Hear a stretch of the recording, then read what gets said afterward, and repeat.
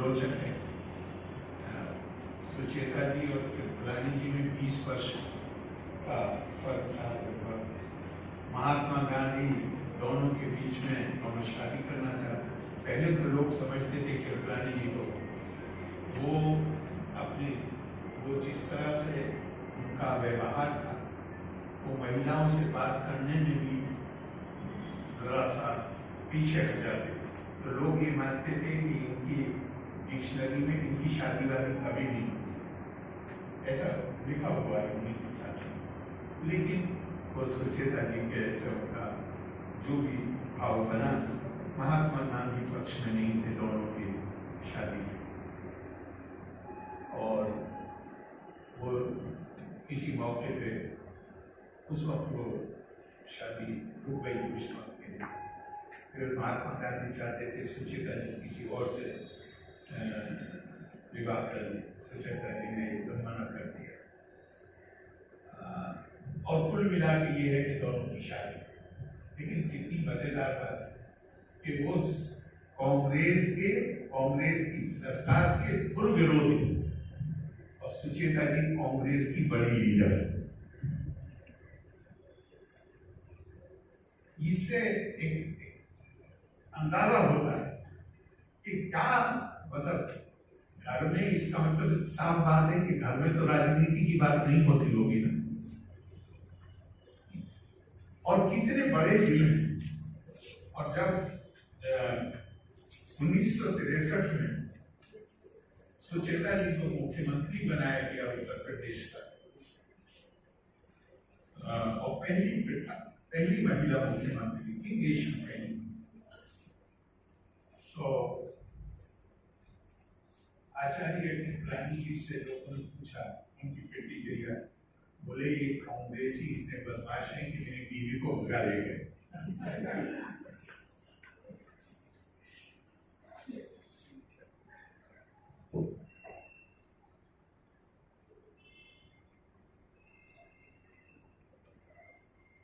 लेकिन उनका बहुत बड़ी भूमिका है हमारे राष्ट्रीय आंदोलन में। लेकिन उससे पहले जैसा कि कहा गया कि उन्होंने अपने जीवन की यात्रा पढ़ाई के बाद एक शिक्षक के तौर पर शुरू, उन्होंने BHU में भी काम किया। वो गुजरात विद्यापीठ के वाइस प्रिंसिपल भी रहे, प्रिंसिपल भी रहे। श्री पंडित जवाहरलाल नेहरू हमारे पहले प्रधानमंत्री, उनके बारे में गोपाल कृष्ण जी ने पूछा आचार्य कृपलानी जी से, तो उन्होंने कहा होगा सेंटेंस में, और जो उन्होंने लिखा है पहले मैं वो पढ़ूं फिर आपको अनुवाद करता हूँ।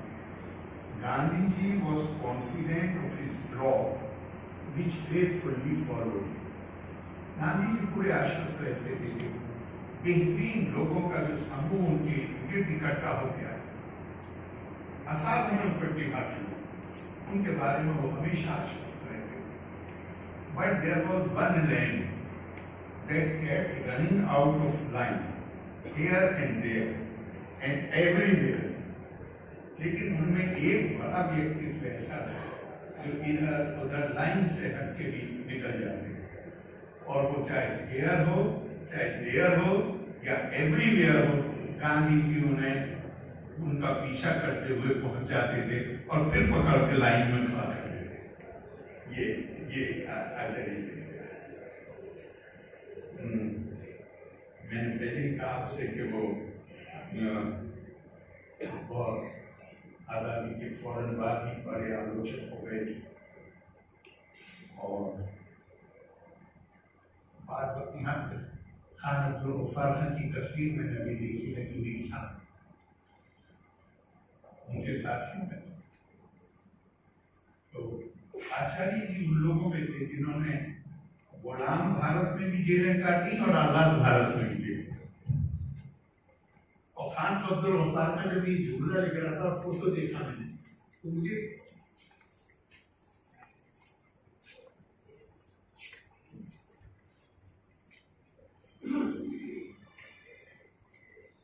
जी जो मैं जिक्र करना चाहूंगा, जो दोनों उससे मुतालिक हैं।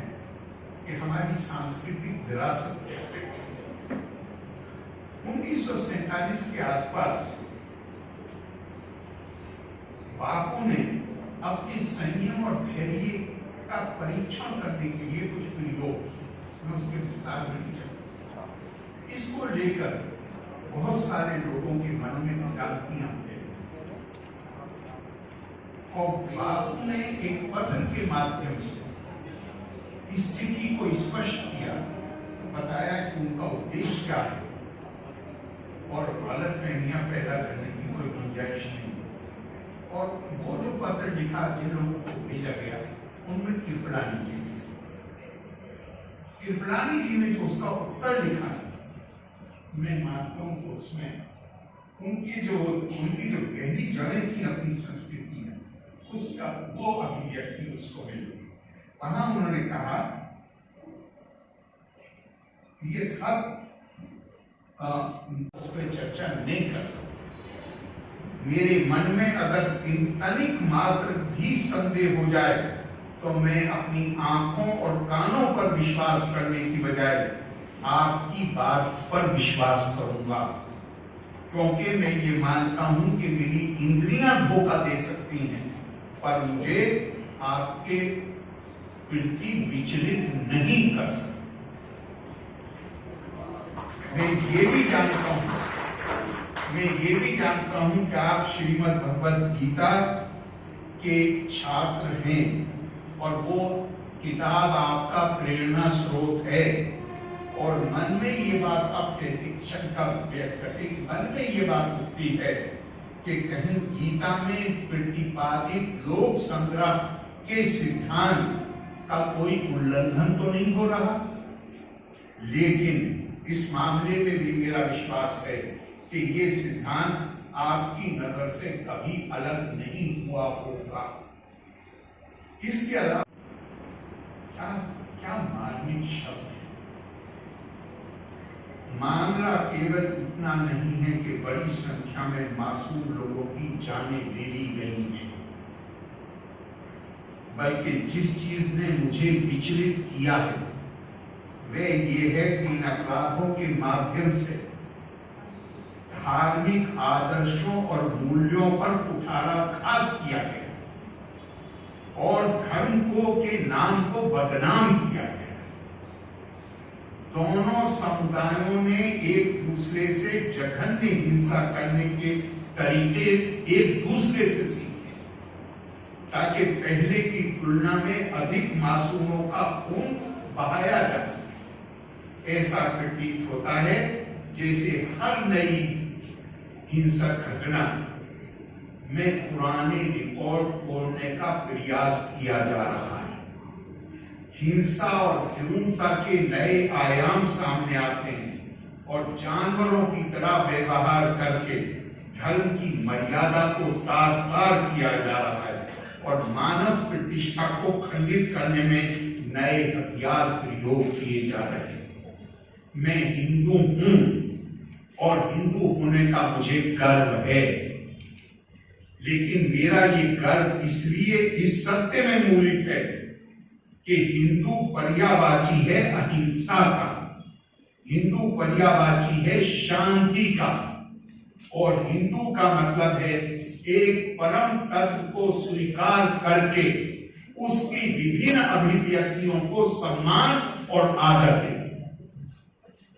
अगर हम इन आदर्शों से प्रेरणा नहीं ले सकते तो और अपनी सुरक्षा के नाम पर हिंसा करते हैं तो मेरा सर शर्म से झुक जाता है। यहूदी हमारे देश में पहली सदी में आए और उस साल में आए जिस साल टेम्पल ऑफ सोलोमन को ध्वस्त किया गया। क्रिश्चियन पहली सदी में आए। पारसी जब उनके लिए अपने देश में रहना नामुमकिन हो गया तो वो भारत में आए और उन्होंने कहा कि हम भारत के लोग अपने दिन की शुरुआत इस दुआ के साथ करते हैं, रुचिनाम वैचित्रिया दिर्जु कुटिल नाना प्रजुशाम निर्णाम एको गम्यस्तोसी पैसा मंडल। जिस तरह मुख्तलिफ विभिन्न नदी नाले चश्मे स्रोत पानी के अपने अपने ओरिजिन से अपने स्रोत से निकल के उल्टे उल्टे टेढ़े बेढ़े सीधे रास्ते लेते हुए कुल मिलाकर जाकर समुद्र में लीन हो जाते हैं। फिर वो इसी तरह हम इंसान अपनी अपनी प्रकृति के अनुसार प्रकृति यांति भूतानि, हर every individual is a unique person. प्रकृति यांति भूतानि, खास प्रकृति पे हर किसी को पैदा किया गया। कहाँ अपनी प्रकृति पे निर्भर करते हुए अलग अलग रास्ते लेते हुए आखिरकार जाके तुझी में लीन हो जाते हैं।